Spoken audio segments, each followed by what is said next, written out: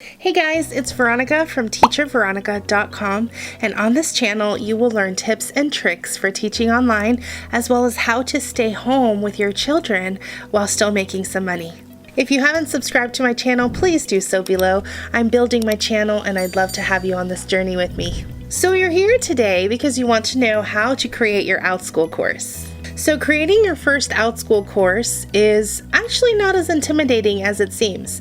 I'm a hands-on learner, so we're going to jump right in. I'm going to share my screen with you, and I'm going to create a mock course so that you can see the steps that you need to take in order to get your course listed. Okay, so this is my portal, and here you see a list of my classes. So if you notice on my class page, this top one says listing requested. This is a class that I submitted to be approved, and it's currently pending approval. These down here you can see all say listed. That means they are active, they are ready to be booked. So say you just logged in, you're right on your home page, and you would go up here on the top right where it says teach, and you click on that, and then you would click on classes right here in the top.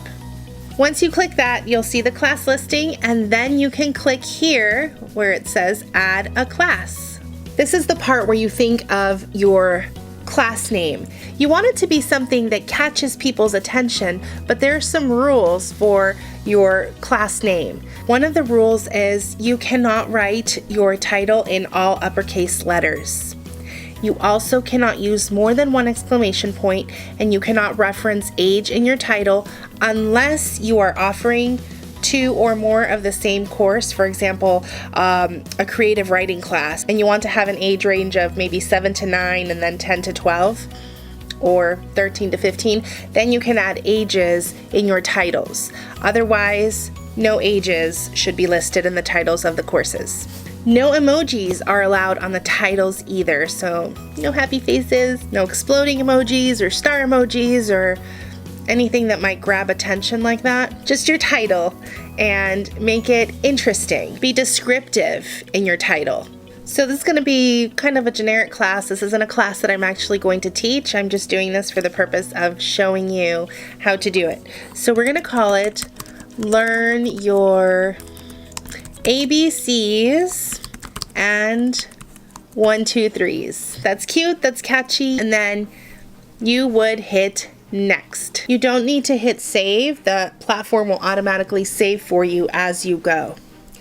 Here on the right, you will see some tips for a great listing. You can click on that and it will tell you a lot of what I'm telling you now, but you'll just read it. Here I'm showing you how to do it. So the next thing you're going to do is create a summary for your class. This is a 1 or 2 sentence description of your class. Here I usually reference whether it's going to be a one-time class, a 3-week class, an 8-week class, whatever kind of class it is, I would put that here. Okay, so in this one-time class, students will practice counting from 1 to 10 and identifying letters and words that begin with these letters. For example, A, apple, B, boy, and so on. So this is just a simple description of the class. It's not a teaser because they do not want you to use teasers. They want you to use an accurate description so that parents know what to expect. And this is good for you because that way you are not leaving it up to the parents' imagination and what they think the class is about, and then you end up with either a disappointed parent or a child that maybe is not interested because they thought the class was something different. Next, you choose a single subject that best represents the course. So it's a drop-down menu. Here, it's going to be English.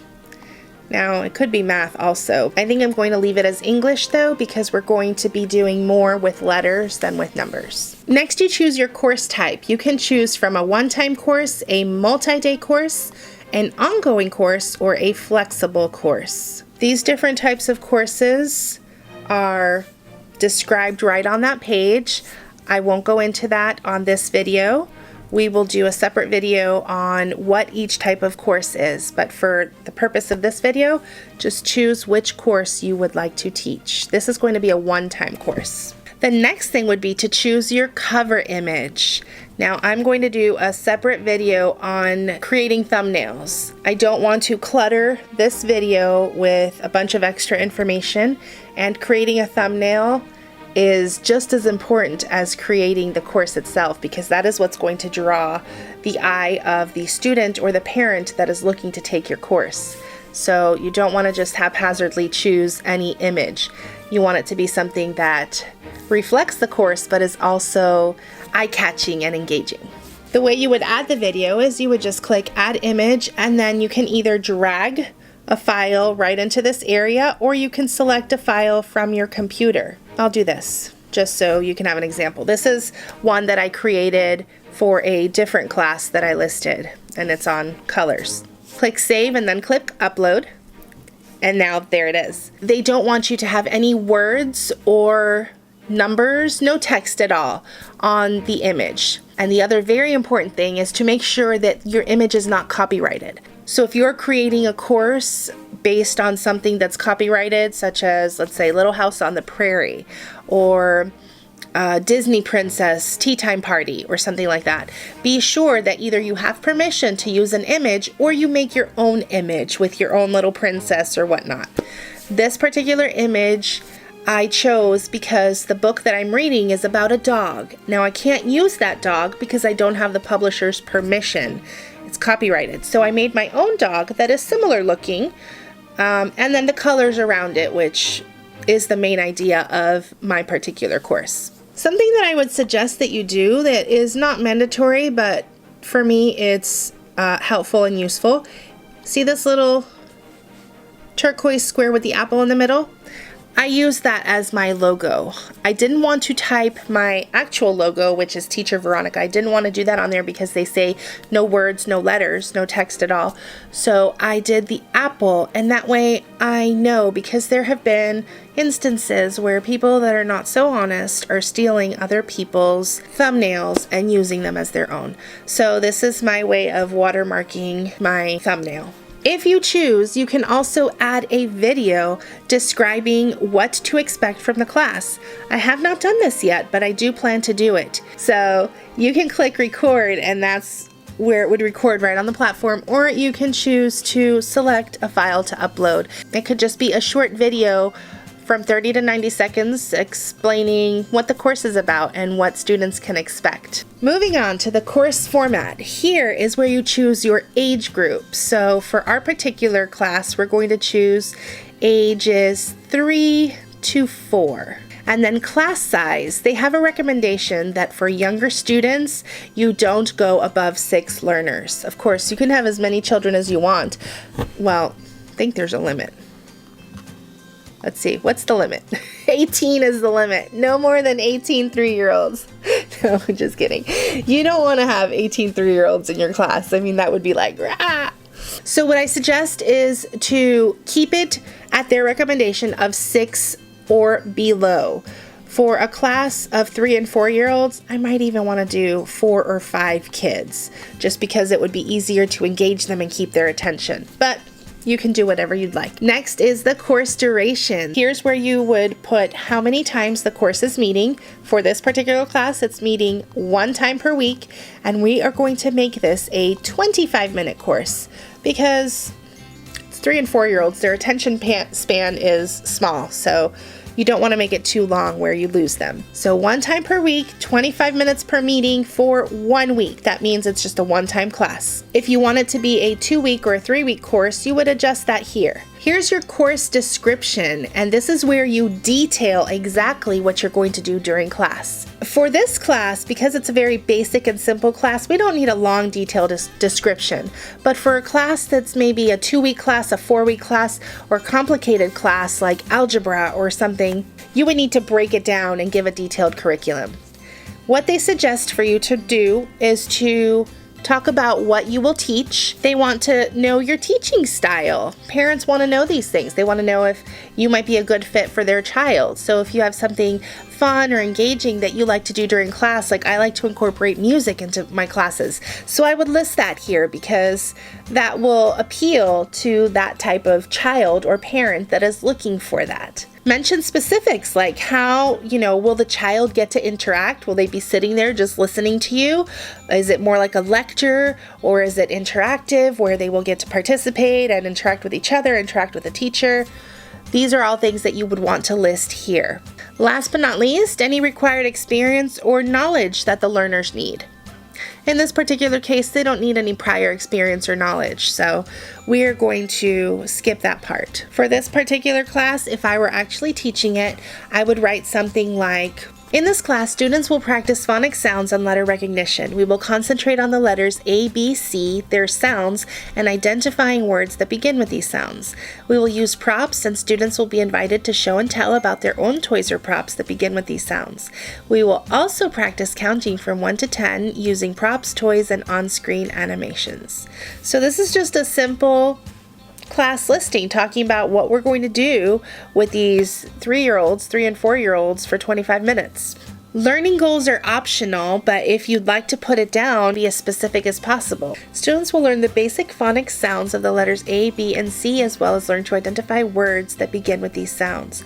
Students will practice counting from 1 to 10. That's it. Simple. Homework, we are not going to be filling this section out. I did list a class that required homework, and that is the acoustic guitar class that I'm currently waiting for approval on. So their homework was to practice at least 30 minutes per week, or anywhere from 30 to 60 minutes per week. And so I specified on here what I wanted them to do and how I wanted them to break up that time. Assessment. This section is also optional, and this is to talk about how the learner will be assessed. So will you give them a letter grade? Will you give them a written report? Is it an informal assessment? How will you grade the student? This feature is kind of neat, and it's your next class. So if you have a series, or if you're teaching a class on, let's say, like this one is ABCs, maybe my next class would be this colors and counting, so we can practice the counting skills that we learned. So that's what you would do there. You can pick a class that's a follow-up to the class you're currently teaching. Or if it's a series, you've got, creative writing 1, 2, and 3, then you would list your next class. Any additional notes? How many hours per week they need to spend working on the course outside of the live meetings. This doesn't apply to this one-time class. This would be more for, again, more advanced classes or classes that involve things like music or school subjects, that sort of thing. Now, if you have content that is appropriate for mature students or content that is sensitive, this is where you would list that. And it's optional because not all classes require that, but this is the parental guidance section where you kind of give them that disclaimer, like, hey, we're going to be talking, if you're doing like a health class or whatnot, or something that is politically sensitive, or discussing weapons or that sort of thing, that would be where you list that. Here you would write your teacher expertise, which is required when you're teaching sensitive subjects. It's also required if you're teaching something like if you're doing psychology or counseling or anything that's specialized, nutrition, that sort of thing. Here you would need to put your expertise and your degree or whatever it is that your field of specialty is. Next is materials. Here, if you have external resources like other apps or websites or anything else that they need in addition to what you have already provided, this is where you would list that.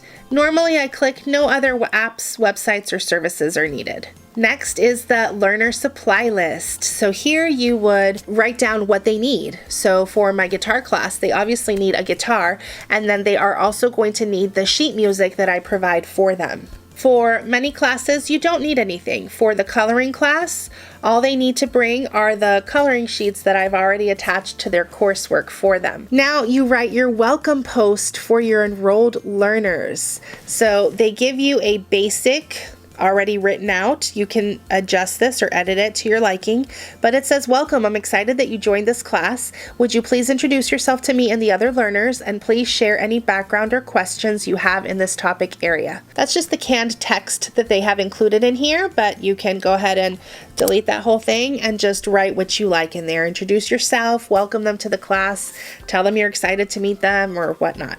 Here is where you can add a file. So for example, the class I'm teaching on colors, I have added a coloring sheet and I have added some activity sheets because we're also going to be doing a craft in that class. That is where I upload those PDFs and then they are able to download them before class and have them ready. Finally, pricing. So here's where you decide how much you're going to charge per learner.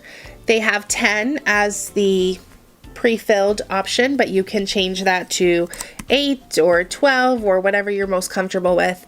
Obviously, if you're a new teacher, I mean, there's mixed reviews on this, but you can start off at 10 per class.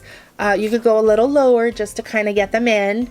Some teachers have a regular class that's $6 or $7 per half hour, and that's just kind of like their drawing class. They draw you in with that class, and then parents are comfortable and want to book more classes with you, and they can, you know, pay the regular rate, but it's that starter class to kind of get them in. I recommend this because, I mean, if you're a new teacher and you don't have reviews yet, you don't have any ratings, parents are going into this blindly. They don't know who you are or what your classes are like. So this is a good way for them to invest a little bit of money and just try you out. So at $8 per learner, you can see here, after Outschool takes their fee, that you would get about $17 to $22 for that class based on the 3 to 5 learners that I have listed. So here you can see that for $8 per learner, for 3 to 5 learners, it's going to be $17 to $28 per class. The way they figure that is they multiply the number of students. So we had a minimum of 3. 3 times 8 is 24, minus the 30% is 17. And then 8 times 5, which was my max number of students, would be 40, minus the 30%, which is $12. It would be $28 for that one class. So if your class fills and you have all 5 students, you would get $28 for teaching that class. I mean, you do the math. You're talking about almost $60 an hour. That's wonderful. And here they have a refund policy. All one-time classes have a standard refund policy where they get a full refund until a week in advance of the class or within 24 hours of booking the class. So if they booked the class 3 days before class start time but decided one day before that they didn't want to take the class or they couldn't, something came up, then the standard refund policy would apply, which is right here. I'm not going to go into that because that's something that you can click and read for yourself. Okay, so back here, this is it. This is all you do. Now you click Save as Draft. And you can look at your class listing, which I recommend. So I always look at my class listing before I actually request the listing and make sure that everything looks like I want it to look on the picture and that, you know, there's no spelling errors, that my title looks good. I make sure that everything is okay, and then I go ahead and I go back to Manage Class, click Edit over here, and then at the bottom, Request Listing. This green button down here. You would push Request Listing and then off it goes, and it takes 3 to 5 days to get reviewed, and then they can either approve it right away and you can start teaching the class once students sign up, or they will tell you that some revisions are needed, and then you can complete those revisions and resubmit it for approval.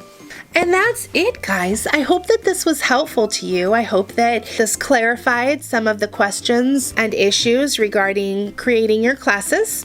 If you have any other questions that I didn't cover, please drop them below and I'd be happy to answer them for you. If you're not an Outschool teacher and would like to get started with Outschool, please click on the link below and I would love to be your coach and help you through the process. I can help you with course creation, with your application, whatever it is you need along the way. I will be here to support you.